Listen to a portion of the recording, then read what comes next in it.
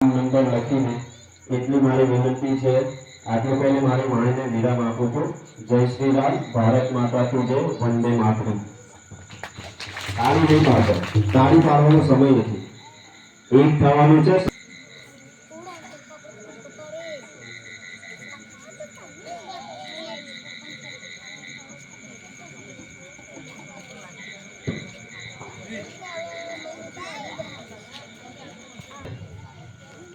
મારી એ સંગઠનને વિનંતી છે કે આપણો જે હિન્દુ યુવા ધન છે એ ખોટા માર્ગે ચડી રહેલો છે અથવા ચડાવવામાં આવી રહ્યો છે।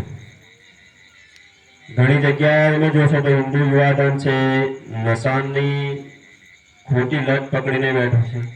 નશો એ ખાલી નશો એટલે કંઈક ખાવું પીવું નશો નથી હોતો, મોબાઈલનો નશો હોય છે, ઓનલાઈન ગેમિંગ। જે પોતાના પરિવારનું ભવિષ્ય બચાવે અને પોતાના માટે કામ કરે, દેશ માટે કામ કરે અને ધર્મ માટે કામ કરે એવી અપેક્ષા છે। સાથે સાથે બીજું એટલું કહેવું છે મારું કે સાંજે જમીને અથવા જમતા પહેલા 1 કલાક ભેગા થઈ અને સત્સંગ ચાલુ કરે